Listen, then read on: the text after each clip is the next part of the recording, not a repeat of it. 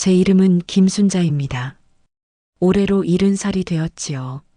평생을 한 남자만 바라보고 살아왔습니다. 남편 박민호는 저의 젊은 시절 세상에서 가장 잘생기고 듬직해 보이던 사람이었어요. 하지만 그 사람은 세월이 흐르면서 다른 사람이 되고 말았습니다. 저는 오늘 굴곡진 제 인생 이야기를 들려드리려고 합니다. 누군가의 노년은 조용하고 평온하다지만 제 인생은 그와는 거리가 멀었습니다. 남들이 보기엔 평범한 할머니일지 모르지만 제 가슴 속에는 수십 년간 눌러온 눈물과 끝내버리지 못한 사랑의 잔해가 남아 있습니다. 어쩌면 제 이야기를 듣는 분들이 이렇게 물을지도 모르겠습니다. 어째서 그렇게까지 한 사람만 사랑했나요? 저도 잘 모르겠습니다. 사랑이란 게 이유 없이 좋고 또 헌신하게 만드는 힘이 있는 것 같아요. 남편 박민호는 젊은 시절에도 인기가 많았어요. 키가 크고 눈매가 뚜렷하고 목소리마저 우렁찼습니다. 저는 그저 그런 시골 아가씨였지만 운 좋게 그의 아내가 되었지요. 처음에는 자랑스러웠습니다. 어디를 가든 사람들의 시선을 받았고 저는 그의 옆에 있다는 사실만으로도 세상을 다 가진 듯 했지요.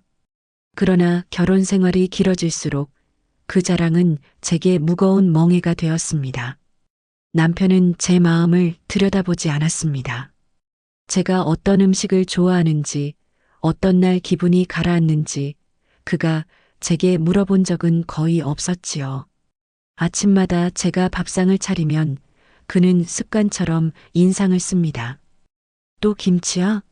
내 손맛은 먹을수록 밍밍하다니까. 내 팔자가 왜 이 모양이냐? 그는 젓가락으로 밥상을 툭 치며 소리를 질렀습니다. 내가 여자 구실을 했으면 내가 밖에 나가 밥 얻어먹겠냐? 창피해서 데리고 다니기도 싫다. 며칠 전엔 경로당 친구들 앞에서 이렇게 말하기도 했어요. 내 마누라는 밥도 제대로 못해. 늙은 게 잔소리만 늘었지 쓸모가 없어. 그 말에 사람들은 애써 웃어 넘겼지만 제 얼굴은 화끈 달아올랐습니다. 그 자리에 있던 저는 사람들 앞에서 아무것도 아닌 존재가 되어버렸어요. 저는 꾹 참고 웃으려 했습니다. 당신 왜 그런 말씀을 사람들 앞에서 창피하게. 하지만 그는 제 말마저 잘랐습니다. 닥쳐. 내가 잘했으면 내가 이러겠냐? 그는 눈살을 찌푸리며 저를 위아래로 훑어보았습니다. 머리 좀 단정히 하고 옷도 좀 제대로 입어라. 옆집 김 여사 보라고. 그 나이에 곱게 꾸미고 다니니까 사람들이 다 좋아하잖아. 내 꼴은 사람 앞에 내놓기도 부끄럽다. 저는 가만히 숟가락만 만지작거렸습니다. 아무 말도 못하고요. 그러자 그는 더욱 화를 냈습니다. 대답도 안 해? 귀가 먹었냐? 내가 대체 뭐가 잘났다고 나랑 같이 사는 거야. 내가 여자 보는 눈이 없어서 평생 내 옆에 붙잡혀 사는 팔자지. 그날 저녁 그는 경로당에서 돌아와 술에 취해 있었습니다. 현관문을 열자마자 큰 소리로 제 이름을 불렀습니다. 어디 있어, 이 할망구. 저는 서둘러 마중을 나갔어요. 그런데 그는 신발도 벗지 않은 채 신문지를 구겨 저에게 던졌습니다. 오늘 또 사람들 앞에서 창피당했잖아. 다 내 탓이야. 너처럼 꾸미지도 못하는 여자를 둔 덕에 내가 놀림거리가 됐다고. 그의 말에 제 가슴이 쿵 내려앉았습니다. 저는 용기를 내어 조심스레 말했어요. 여보, 제가 뭘 잘못했는지 말씀해 주세요. 고치면 되잖아요. 하지만 그는 손을 휘저으며 소리쳤습니다. 고쳐? 내가 고칠 수 있으면 진작 했어야지. 넌 평생 변하지 않을 거야. 한심하다, 이 여편네야. 저는 그 앞에서 아무 말도 하지 못했어요. 속으로는 눈물이 핑 돌았지만 울 수도 없었습니다. 그가 더 화를 낼까봐 두려웠거든요. 밤이 깊고 불이 꺼진 방 안 저는 홀로 누워 있었습니다. 남편은 등 돌린 채 곤히 자고 있었고 저는 작은 숨소리조차 내지 않으려 애쓰며 베개를 끌어안았어요. 눈물이 베개 속으로 스며들었지만 닦을 힘조차 나지 않았습니다. 나는 왜 이렇게 살아야 하는 걸까? 평생 그이만 바라보고 젊음도 건강도 다 바쳤는데 왜 나는 매일 모욕을 당해야 하는 걸까? 제 마음은 한없이 작아졌습니다. 하지만 저는 여전히 그 일을 사랑했습니다. 그것이 더 괴로웠습니다. 구박받고 무시당하면서도 그를 바라보는 제 마음은 여전히 남아 있었으니까요. 창밖에 빗방울이 떨어지며 유리창을 두드렸습니다. 제 가슴 속에서 들려오는 울음소리 같았어요. 저는 두 손을 모아 조용히 빌었습니다. 제발 한 번만이라도 따뜻하게 웃어주면 좋을 텐데. 그 순간 제 삶의 무게가 한없이 무겁게 느껴졌습니다. 경로당에 가면 저는 늘 구석자리에 앉아 조용히 바느질을 하거나 친구들과 이야기를 나누었습니다. 하지만 남편은 언제나 화제의 중심에 있었지요. 할머니들이 모여 웃고 떠드는 자리의 한가운데에는 언제나 남편이 있었어요. 그는 인기 많은 배우처럼 대접을 받았습니다. 잘생긴 외모는 여전히 힘을 발휘했어요. 사람들은 그를 둘러싸고 농담을 건네며 함께 웃었습니다. 저는 그 모습을 보며 아무렇지 않은 듯 했지만 마음 한구석은 시리고 허전했습니다. 제 곁에 있는 사람인데도 정작 제 사람 같지 않았으니까요. 그리고 그 무렵 경로당에 새로운 인물이 나타났습니다. 이름은 이춘자. 나이는 저와 비슷했지만 자신을 가꾸는 데에 부지런한 사람이었습니다. 늘 화려한 옷을 입고 빨간 립스틱을 바른 채 웃음을 흘렸습니다. 사람들은 그녀를 여우 같은 할머니라 불렀습니다. 저는 처음에 대수롭지 않게 여겼습니다. 그러나 곧 알게 되었습니다. 그녀의 웃음이 단순한 친절이 아니라는 사실을. 그녀의 눈빛은 늘 남편을 향하고 있었어요. 남편은 그 시선을 즐기는 듯 보였습니다. 어느 날 경로당에서 남편과 이춘자 할머니가 나란히 앉아 있는 모습을 보았어요. 둘은 마치 오래된 연인처럼 가까이 붙어 앉아 있었고 주위 사람들은 눈치껏 웃어넘겼습니다. 하지만 제 가슴은 무너져 내렸어요. 집으로 돌아오는 길, 저는 조심스레 물었습니다. 여보, 오늘 경로당에서 그 여자와 왜 그렇게 붙어 앉아 계셨어요? 그는 얼굴을 찌푸리며 대답했습니다. 그런 걸 왜 따져? 괜히 사람들 앞에서 꼴사납게 굴지 마. 저는 그 말에 더 이상 아무 말도 꺼내지 못했습니다. 내 마음이 옹졸한 걸까? 내가 너무 늙어서 매력이 없는 걸까? 끝없이 저를 탓했습니다. 그날 밤 잠들지 못하고 천장을 바라봤어요. 50년을 함께한 세월이 스쳐갔습니다. 그가 힘들게 일하던 시절, 제가 이른 아침 밥을 하고 아이들을 키우고 허리 굽혀 살아왔던 날들. 저는 그 모든 순간을 사랑이라 믿었습니다. 하지만 이제는 의문이 들어요. 내가 지켜온 사랑은 과연 사랑이었을까? 아니면 그냥 혼자서 꾸어온 꿈이었을까? 이제와 돌이켜보면 그때가 제 삶의 갈림길이었습니다. 사랑을 버릴 용기가 필요했지만 저는 그 용기를 내지 못했습니다. 그리고 바로 그 나약함이 앞으로 다가올 고통의 문을 열고 말았습니다. 그날은 봄비가 가볍게 내리던 오후였습니다. 창가에 앉아 바느질을 하고 있던 제 옆에 남편이 다가와 앉았습니다. 표정은 굳어 있었고 눈빛은 어딘가 결심을 한 듯 단단했습니다. 제 손끝에서 바늘이 멈췄습니다. 저는 불길한 예감을 느꼈습니다. 50년 가까이 함께 살아온 사람이니 그 눈빛이 무엇을 말하는지 알 수 있었지요. 우리 이제 그만하자. 남편의 입에서 나온 말은 짧았지만 제 심장을 내려치는 망치 같았습니다. 저는 순간적으로 바늘을 떨어뜨렸습니다. 귀를 의심했지만 그의 얼굴은 장난이 아니었어요. 여보, 무슨 말씀이세요? 그만하다니요? 이혼하자고. 더는 같이 못 살겠어. 그 목소리는 냉정했습니다. 지난 세월을 지운 듯 한치의 미련도 남지 않은 어투였어요. 제 가슴은 허공에 매달린 듯 흔들렸습니다. 저는 떨리는 손으로 무릎을 움켜쥐었어요. 제가 뭘 잘못했나요? 제가 부족했나요? 말씀만 해주시면 고칠게요. 제 목소리는 차갑게 식어가는 방 안에서 허망하게 울렸습니다. 그는 비웃듯 한숨을 내쉬었습니다. 당신이랑 사는 게 지겨워. 난 이제 새 출발을 할 거야. 순간 새 출발이라는 말이 제 귀에 날카롭게 꽂혔어요. 어쩌면 저는 이미 짐작하고 있었지만 눈앞이 캄캄했어요. 그동안 모른 척했던 장면들이 주마등처럼 스쳤습니다. 경로당에서 나란히 웃던 모습, 그의 손에 건네던 과일 한 접시, 그리고 사람들 몰래 주고받던 눈빛.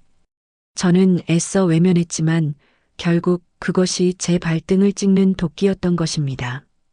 혹시 이춘자 때문인가요? 저는 마지막 자존심을 지키려 했지만 제 목소리는 이미 부서져 있었습니다. 남편은 잠시 침묵하다가 고개를 돌렸습니다. 그것은 곧 인정이었어요. 그래, 춘자 씨랑 살 거야. 당신 곁에선 숨 막혀서 못 살겠어. 그 순간 제 세상은 무너져 내렸습니다. 눈물이 터져 나왔어요. 그러나 울음소리조차 제대로 낼 수 없었습니다. 저는 무릎을 꿇었어요. 그리고 그의 손을 붙잡았습니다. 여보, 제발 이러지 마세요. 저는 당신밖에 모르잖아요. 우리 아이들, 손주들 생각도 좀 하셔야지요. 그는 손을 거칠게 뿌리쳤습니다. 다 큰 애들 신경 쓸 일 없어. 난 내 인생 살 거야. 대신 이 집이며 예금 모두 당신한테 줄 테니까 잔소리 말고 얼른 이혼이나 해줘. 그의 뒷모습은 단호했고 이미 제 곁을 떠난 사람 같았습니다. 그날 밤 저는 방 안에서 홀로 울었습니다. 한참 동안 남편의 방에서 들려오던 전화 목소리를 들으며 제 가슴은 더 깊이 갈라졌습니다. 웃음 섞인 그의 말투는 분명 이춘자를 향한 것이었습니다.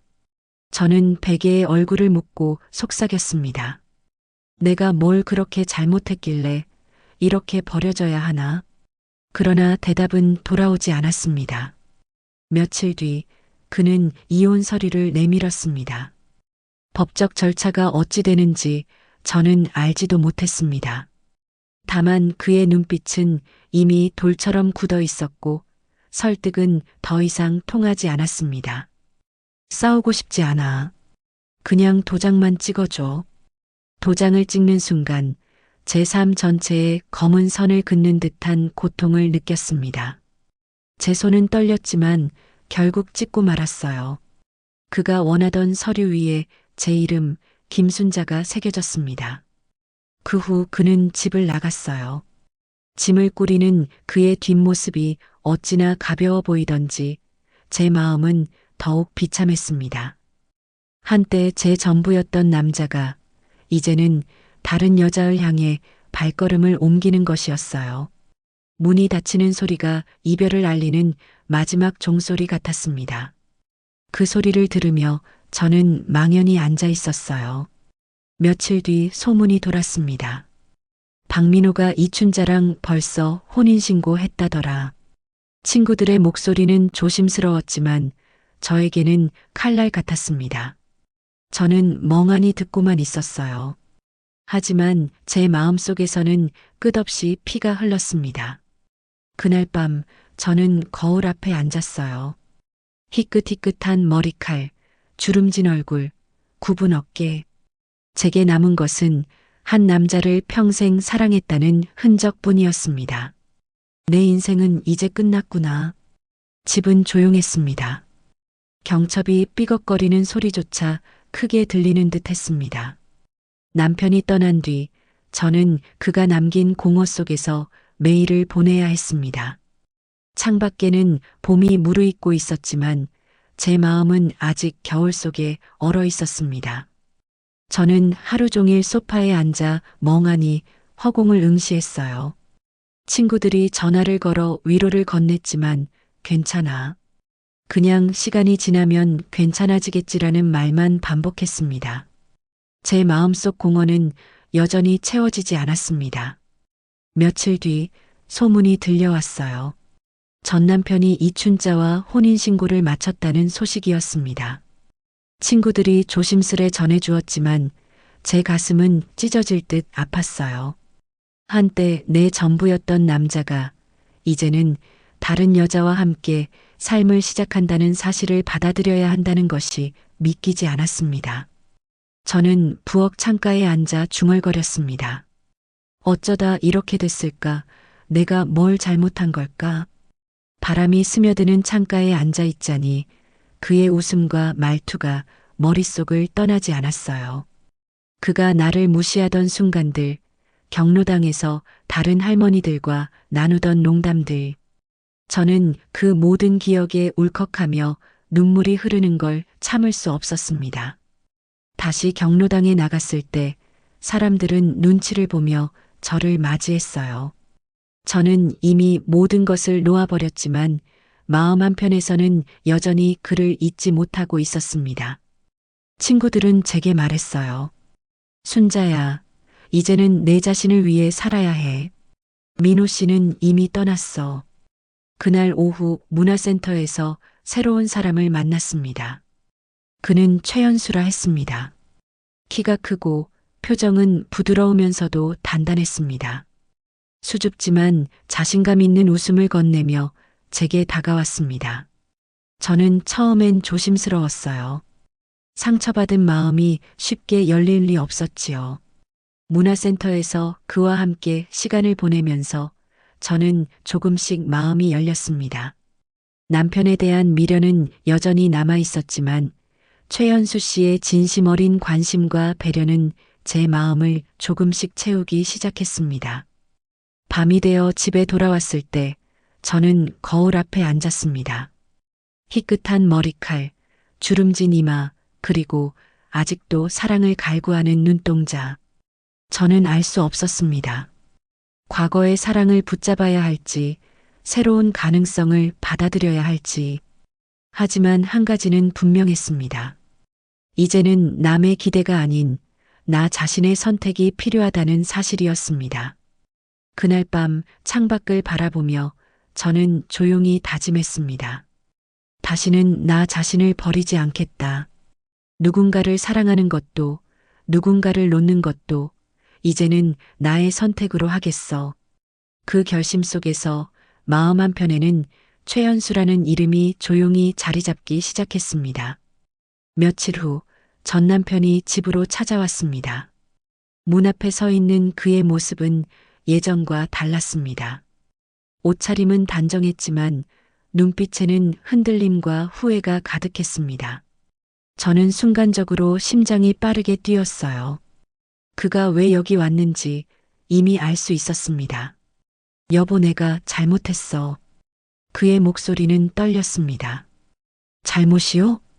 저는 잠시 멈춰서서 그를 바라보았습니다. 그는 무릎을 꿇었습니다. 허리와 다리가 불편한 나이에 그렇게 굴복하는 모습은 이전엔 볼 수 없었던 장면이었어요. 여보, 순자야, 다시 시작하자.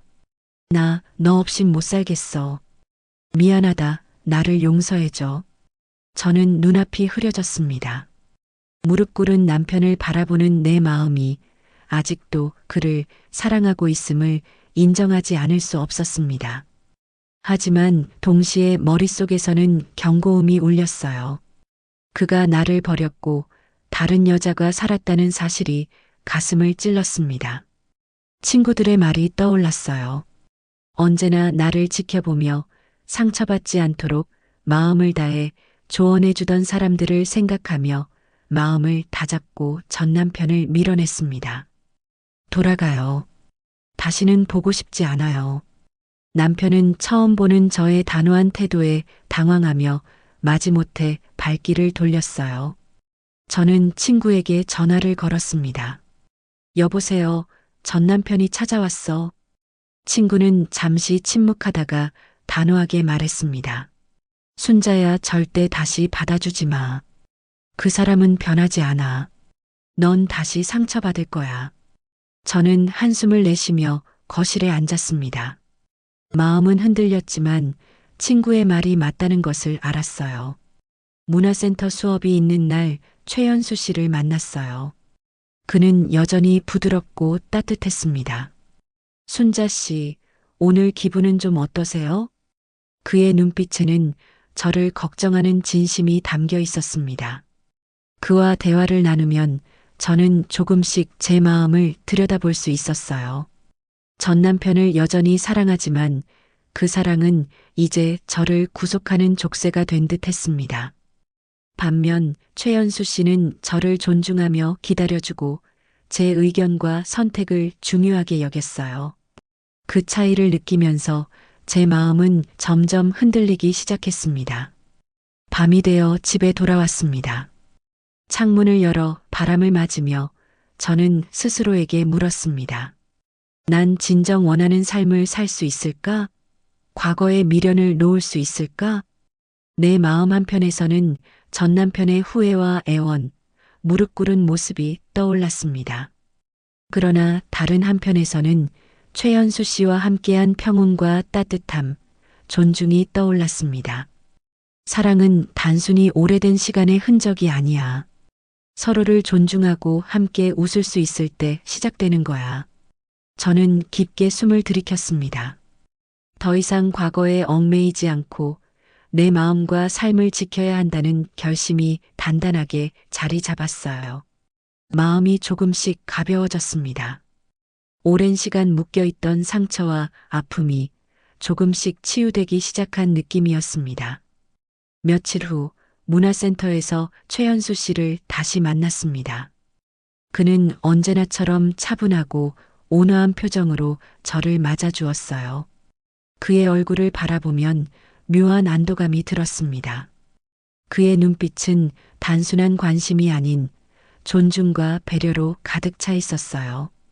그와 함께 차를 마셨습니다.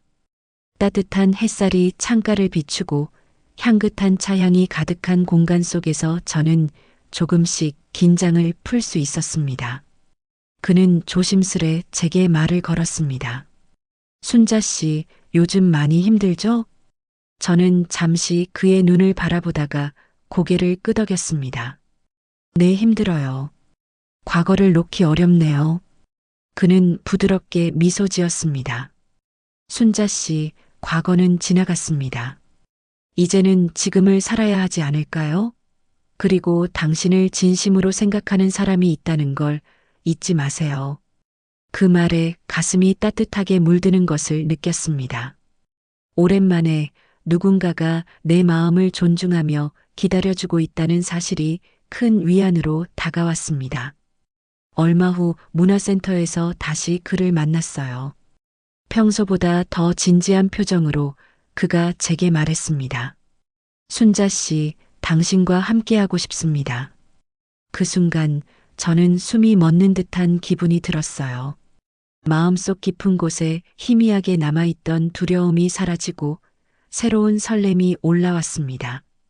그의 진심 어린 고백 앞에서 저는 더 이상 과거에 매달릴 수 없음을 깨달았습니다. 하지만 선뜻 받아들이기도 쉽지 않았어요. 저에게 시간을 조금만 주세요. 물론입니다. 순자 씨가 마음의 준비가 될 때까지 기다리겠습니다. 다음 날 아침 창문 밖으로 따스한 햇살이 스며들었어요. 저는 거실 소파에 앉아 커피를 홀짝이며 생각에 잠겨 있었습니다. 그때 초인종 소리가 울렸어요. 현관문을 열자 예상치 못한 얼굴이 보였습니다. 전 남편이었어요. 세월의 흔적은 있었지만 여전히 잘생긴 그의 모습이 낯설게 다가왔습니다. 여보, 나 다시 한번 부탁하려고 왔어. 그의 목소리는 낮고 떨렸습니다. 저는 잠시 말없이 그를 바라보았습니다. 마음속에는 지난 시간 동안 쌓인 슬픔과 분노가 뒤섞여 있었습니다. 하지만 눈앞의 남자가 나를 향해 무릎을 꿇고 있는 모습을 보니 심장이 약하게 흔들렸습니다. 이제는 늦었어요. 저는 조용히 말했습니다. 하지만 난 정말 당신 없이 살 수 없어. 그는 눈물을 글썽이며 내 손을 잡았지만 저는 그 손을 뿌리쳤습니다. 그의 후회와 애원에도 불구하고 저는 마음속 깊이 무엇이 옳은 선택인지 알고 있었습니다. 며칠 뒤 최연수 씨와 문화센터에서 만났어요.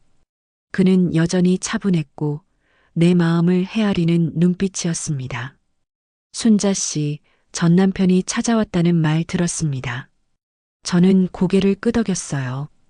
네, 하지만 걱정 마세요. 그는 가만히 제 손을 잡았어요. 따뜻한 손길이 마음속 깊은 곳까지 전해졌습니다. 저는 그 손을 꼭 잡으며 말했어요. 이제는 제 자신을 위해 살아갈 거예요. 당신과 함께라면 앞으로의 날들이 조금은 덜 외로울 것 같아요. 그날 밤 침대에 누워 나는 깊게 숨을 들이켰습니다.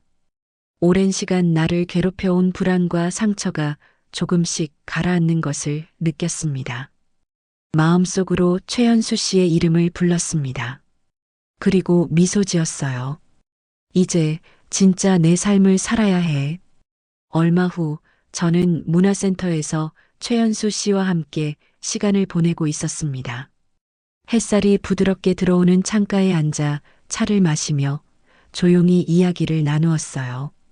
그의 목소리는 안정적이고 따뜻했어요. 마음속 깊은 곳에서 누군가가 나를 온전히 이해해주는 기분이 들었습니다. 그런데 갑자기 센터 문이 열리며 날카로운 목소리가 들렸습니다. 김순자, 어디 있어? 그 목소리는 익숙했습니다. 심장이 순간적으로 조여오는 느낌이 들었어요. 전 남편이었습니다. 그의 눈빛에는 분노와 절박함이 섞여 있었고 저를 향한 소유욕이 그대로 드러나 있었습니다. 저는 몸을 떨며 자리에서 일어섰어요. 이제 그만하세요. 그러나 그는 아랑곳하지 않고 최연수 씨를 향해 다가갔습니다. 너 내 아내한테 손 떼면 후회할 줄 알아. 순자는 내 여자야. 저는 가슴이 두근거렸지만 숨을 고르고 최연수 씨의 표정을 살폈어요. 그의 얼굴은 긴장돼 보였지만 차분했고 안정된 자세에서 단호함이 느껴졌습니다. 박민호 씨, 이제 그만하세요. 최연수 씨의 목소리는 낮지만 강하게 울렸습니다. 전 남편이 한 걸음 더 다가가자 최연수 씨는 조용히 자세를 낮추며 안정적인 방어 자세를 취했습니다. 그의 눈빛은 단호했고 움직임에는 흔들림이 없었습니다. 순자 씨는 더 이상 당신의 소유물이 아닙니다. 물러서세요. 전 남편이 욕설을 내뱉으며 손을 뻗었지만 최연수 씨는 한 손으로 그의 팔을 부드럽게 제압하고 이어지는 동작으로 전 남편이 균형을 잃게 만들었어요. 순간 전 남편은 바닥에 무릎을 꿇고 버둥거렸지만 최연수 씨는 다치게 하지 않으면서도 단호하게 그의 움직임을 통제했습니다. 저는 숨을 죽이고 그 장면을 지켜보았습니다. 심장이 빠르게 뛰었지만 동시에 안심이 되었어요. 제 곁에서 저를 존중하고 지켜주는 사람이 있다는 사실에 가슴이 벅찼습니다. 다시는 순자 씨를 찾아오지 마세요. 아시겠습니까? 최연수 씨의 말에 전 남편은 떨리는 목소리로 중얼거렸습니다. 알았소. 하지만 마지막으로 부탁이 있어요. 이혼할 때 전 재산을 다 줘버려서 지금 갈 곳이 없어요. 이것만 해결해주면 다시는 당신 앞에 나타나지 않겠소. 전 남편은 무릎을 꿇은 상태에서 비굴한 표정으로 저에게 애원했습니다. 저는 기가 막혀서 말도 나오지 않았어요. 옆에 서 있던 최연수 씨도 더는 어떤 말도 못했습니다. 하지만 전 남편의 딱한 처지를 모른 척할 수 없었던 저는 그의 문제를 해결해 주기로 약속하고 그를 돌려보냈습니다. 오랜 시간 제 삶을 짓누르던 과거의 그림자는 이렇게 마무리되었어요. 그 후 전 남편은 더 이상 찾아오지 않았습니다. 오랜 세월 제 마음을 흔들었던 사랑이 이제야 끝을 맞이하는 순간이었습니다. 저는 집안을 정리하며 다가올 새로운 날들을 생각했습니다. 손주들과 함께하는 시간, 친구들과 나누는 웃음, 그리고 현수 씨와 함께하는 소소한 일상, 마음속 깊이 안정과 행복이 자리 잡기 시작했습니다. 며칠 뒤 최현수 씨는 제게 작은 상자를 건넸습니다. 상자 속에는 반지 하나가 들어 있었습니다. 그의 눈빛은 진지하고 설렘이 가득했습니다. 순자 씨, 이 반지를 받아주세요. 제 마음을 담았습니다. 앞으로의 날들을 함께하고 싶습니다. 저는 그를 바라보며 깊은 숨을 들이켰습니다. 제 마음속 두려움과 상처가 조금씩 사라지고 새로운 희망이 피어오르는 것을 느꼈어요. 손을 내밀어 반지를 받아들었습니다. 감사해요, 현수 씨. 제 목소리는 설렘으로 낮게 떨렸어요. 마음속에서 오래도록 맺혔던 한숨이 풀리고 진정한 행복이 스며드는 순간이었습니다. 결혼 날짜가 다가오면서 제 마음은 설렘과 긴장이 섞인 채로 분주했습니다. 오랜 시간 묶여있던 마음의 짐이 조금씩 풀리며 저는 제 선택으로 시작할 새로운 삶을 준비하고 있었습니다. 현수 씨와 함께 결혼 준비를 하면서 저는 평생 처음으로 나 자신을 위해 무언가를 선택하고 있다는 느낌을 강하게 받았습니다. 그의 배려와 세심한 마음은 결혼 준비 과정 내내 저를 안심시키고 설렘을 더욱 키웠습니다. 친구들이 모여 축하의 마음을 전했습니다. 순자야, 드디어 내가 행복해지는구나. 저는 미소 지으며 고개를 끄덕였습니다. 정말 고마워. 오랜 시간 억눌러 왔던 상처가 조금씩 치유되는 느낌을 받았습니다. 그날 오후 최연수 씨와 저는 꽃집에 들러 부케를 고르며 이야기를 나누었습니다. 순자 씨, 어떤 꽃을 좋아하세요? 저는 잠시 생각하다가 미소 지었습니다. 저는 작은 꽃들이 좋아요. 소박하지만 진심이 담긴 느낌이 들어요. 그는 고개를 끄덕이며 부케를 바라보았어요. 그렇군요. 작은 꽃에도 큰 의미가 있죠. 당신처럼요. 그 한마디가 마음속 깊이 스며들었습니다. 저는 그의 배려와 존중, 그리고 세심함 속에서 진정한 사랑을 느낄 수 있었어요. 결혼식 날, 저는 하얀 드레스를 입고 거울 앞에 섰습니다. 거울 속 모습은 이전과 달리 단단하고 차분했습니다. 오랜 시간 상처받고 흔들렸지만 이제는 내 선택으로 서 있는 나 자신이 자랑스러웠습니다. 최연수 씨가 저를 바라보며 다가왔습니다. 순자 씨, 오늘 정말 아름다워요. 저는 살짝 미소 지으며 고개를 끄덕였습니다. 고마워요, 현수 씨.